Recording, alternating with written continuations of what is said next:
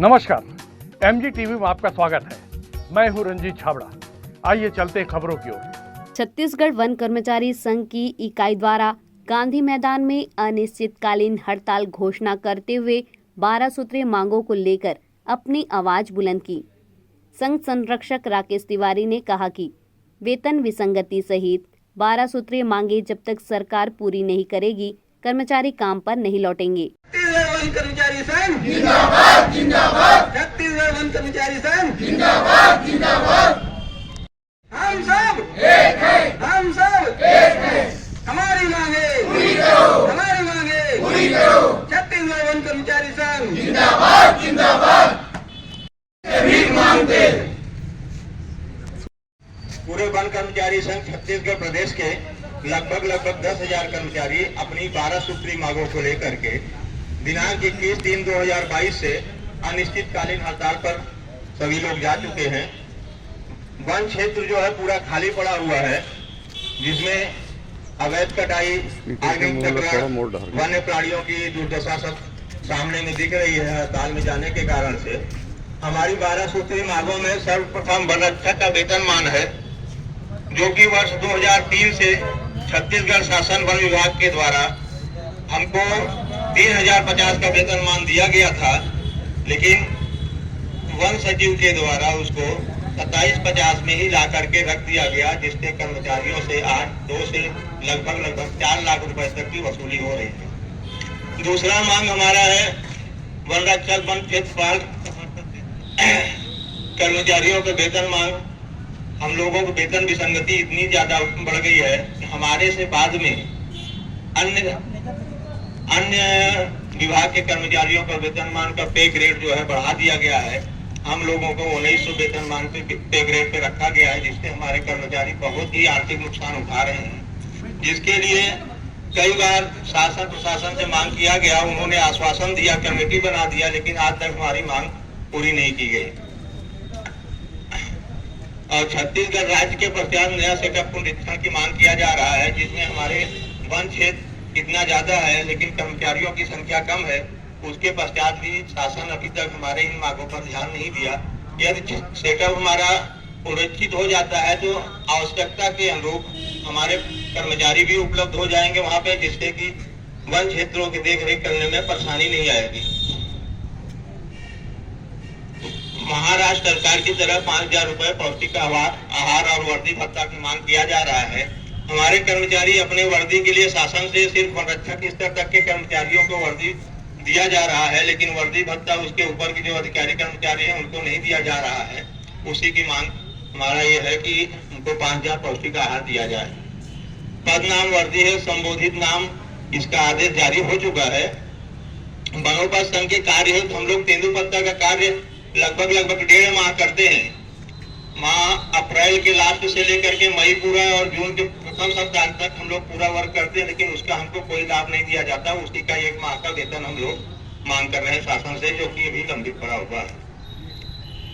Cast वनोपज प्रदाय से कमी, हम लोग डिपो में जैसे लकड़ी हमारे आती है, उसमें सुखद आता है। सुखद बिक्री करते समय वहां पे इकट्ठा लकड़ी ट्रकों से भर के आता है, लेकिन हम बिक्री करते हैं उसको क्विंटल में करते हैं, चट्टे के हिसाब से करते हैं, जिसमें कमी आ जाती है।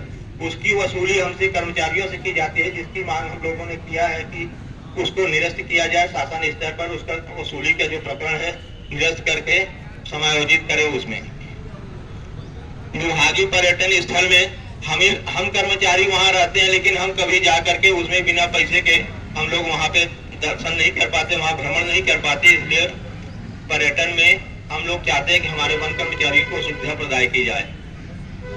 वनपाल प्रशिक्षण अवधि 60 दिन कर दिया गया था, जिसको मांग करने के 45 दिन अभी शासन के द्वारा कर दिया गया है।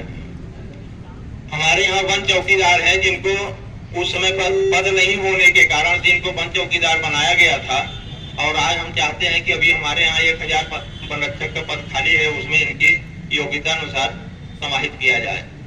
और हमारे विभाग में दैनिक वेतन भोगी कर्मचारी कम से कम 8 से 10 सालों से कार्यरत हैं, उनको भी हम लोग वन कर्मचारी संघ उपाध्यक्ष जितेंद्र नेताम और प्रियंका तिवारी ने कहा कि भाजपा हो या कोई और दल हमारे आंदोलन को समर्थन देता है तो उसका हम स्वागत करेंगे।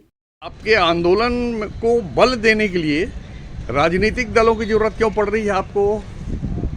सरकार जो है हर बार जो है हमारी मांग को जो है अनदेखी किए जा रही है।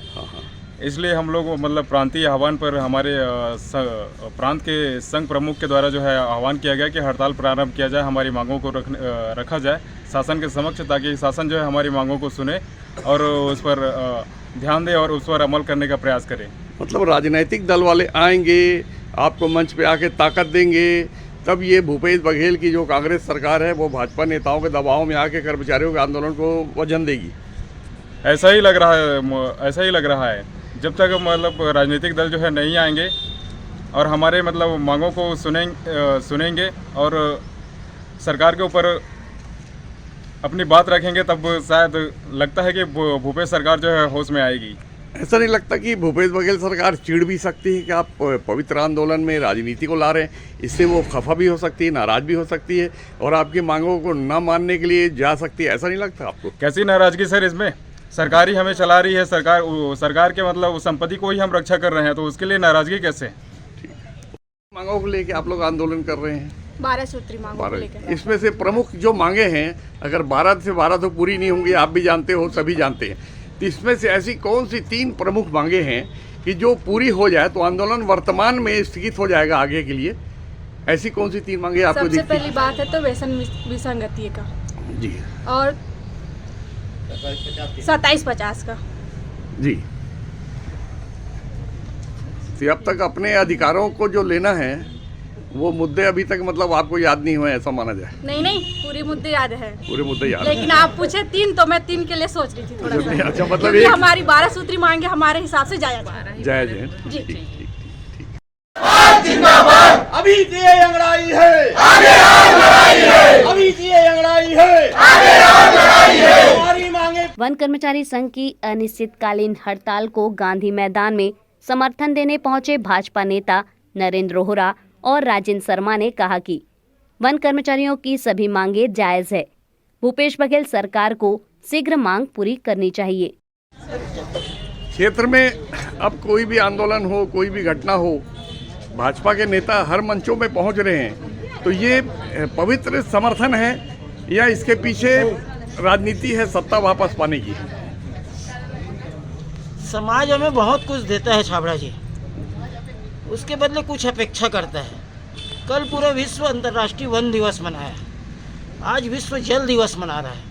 पेड़ रहेगा तब भूजल का सतह पर उसकी उपलब्धता रहेगी, और ऐसे में हमारे वन को और जल को संरक्षित कर संवर्धित करने वाले ये लोग आज धरना में बैठे हैं।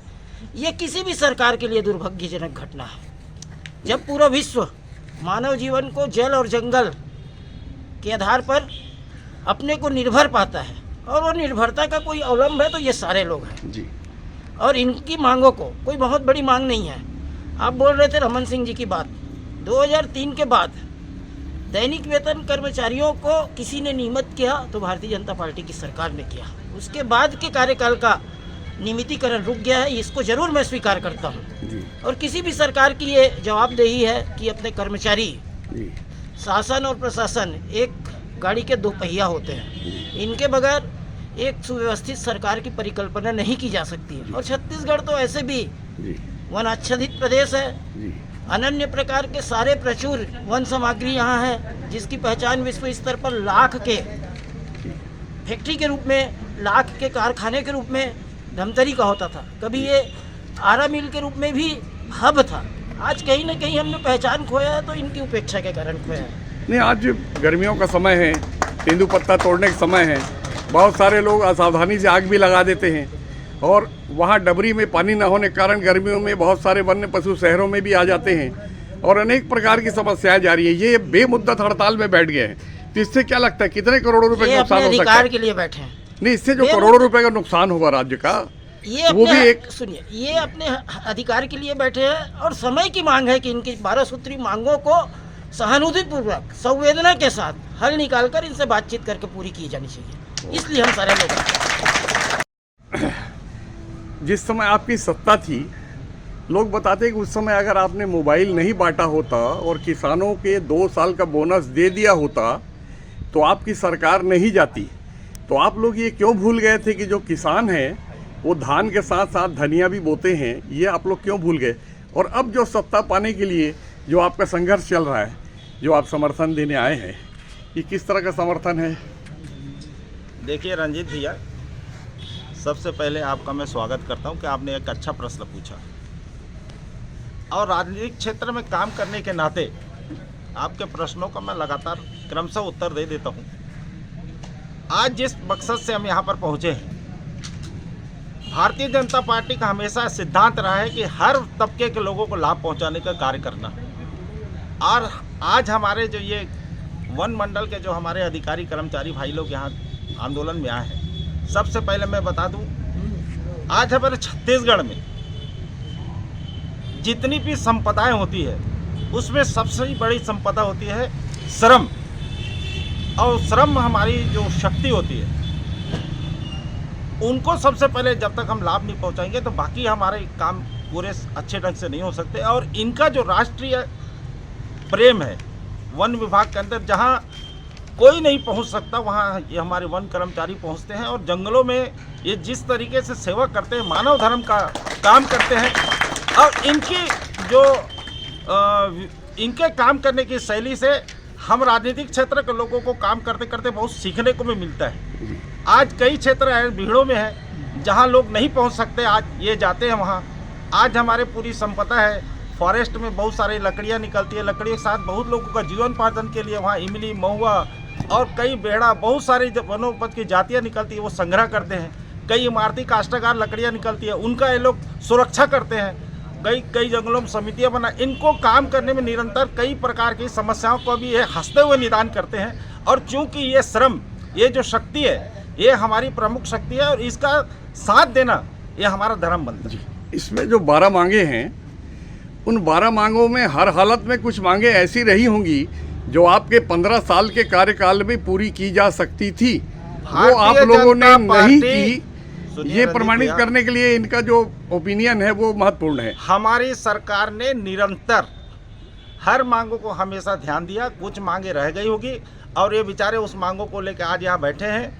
हमारी सरकार आएगी, इनकी मांगे तो हम निरंतर अपने सरकार के बोल के पूरा कराएंगे। लेकिन वर्तमान में जिनकी सरकारें, जो जवाबदार लोग बैठे हैं, उनका जवाबदारी बनता है कि इनको सहयोग करें। ये सच्चा श्रम है, सच्ची मानव सेवा है, इनका पहले ध्यान देना चाहिए। अभी लेते हैं एक छोटा सा ब्रेक। आप देखते रहिए MG TV, क्योंकि खबरों का सिलसिला यहाँ थमता नहीं।